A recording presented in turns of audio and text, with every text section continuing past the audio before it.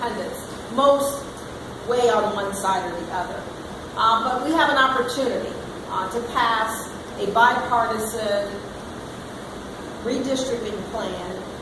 There's one that has been negotiated on in the Ohio House with the House Democrats, the House Republicans, and the community interest groups like the League of Women Voters, Common Cause, Professor Gunther from the Ohio State University, you know, the good government people who have all been working on the plan in the Ohio House. Then there's a plan that Senate President Faber introduced that takes us even further back than what we currently have. He introduced a resolution and tried to get Democrat support, and there was no Democrat support because basically it's worse than what we have today.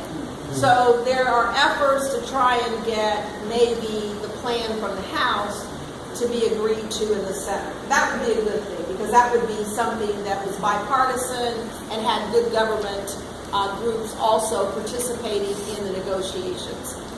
So hopefully we're able to do that. There's another 3 bills that are being lumped into one bill. One deals with silencers for hunters on their guns. Now, I don't mind people hunting.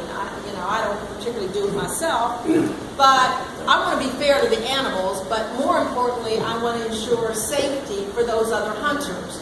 When you don't hear a gun go off and you're out there hunting, you don't know that there are other hunters or how close they might be to you.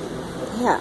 For the animals, I mean, how fair is that? You know? I mean, Yeah. I don't even think you should have scopes on rifles. I mean, that's not fair. That's not showing that you have any skill and talent. Right. You know, as a hunter, you have an unfair advantage. So anyway, that's one bill. Another bill deals with reciprocity with gun laws in other states. So if one state allows any and everybody to carry a concealed weapon without any training, etc., the state of Ohio would have to accept that person as legally carrying a concealed weapon in Ohio. You know, we had some standards put in place for a reason. We want to make sure that people are trained appropriately, that background checks are done appropriately, etc. Yeah. So that's another bill. And then the third bill deals with reducing the training hours from the current 12 down to 4. And it also deals with Ohio's version of Stand Your Ground. Basically, you could be anywhere, and if you felt threatened by someone's, you could fire your weapon and be a little safer from prosecution as, killing somebody or seriously injuring someone. So they're combining all of those into one bill. Now, they've said, at least this week, that they were not going to put the language in dealing with Stand Your Ground. But it hasn't passed the Senate yet. And we don't know what's going to happen in the committee, and we don't know what's happening on the floor of the Senate, because there are some people who want that language in. And then it has to go back over to the House. So those are issues that we really have to watch. There are some other bills that are dealing with environmental issues, the algae blooms. Remember that Toledo couldn't drink their water for a large number of days because of the algae blooms, and the water was all green and yucky looking. Well, that bill has a lot of other issues that have been lumped into one bill.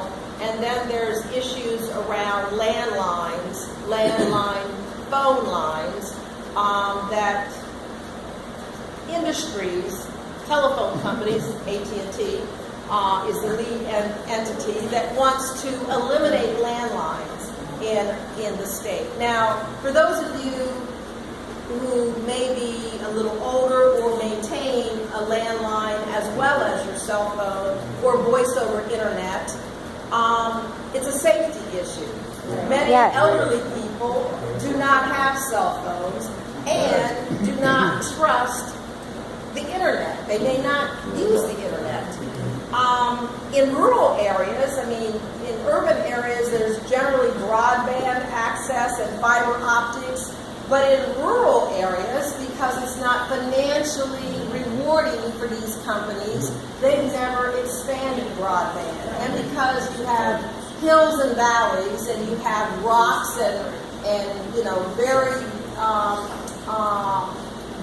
not densely, very you've got your population so spread out, it's not as financially feasible for these companies to wire when you don't have as many people who are going to utilize the service. So they don't have broadband, and in many cases, it doesn't work as well. So what are they going to do? And then for some of us who have voice over internet in our business, when it goes down, everything goes down. My phone has gone down and I can't do anything on my computer or vice versa. And so we've got to think about these things. You know, yes, technology is great. Yes, it's great to have broadband where you can have it, but you have to have a backup. And especially if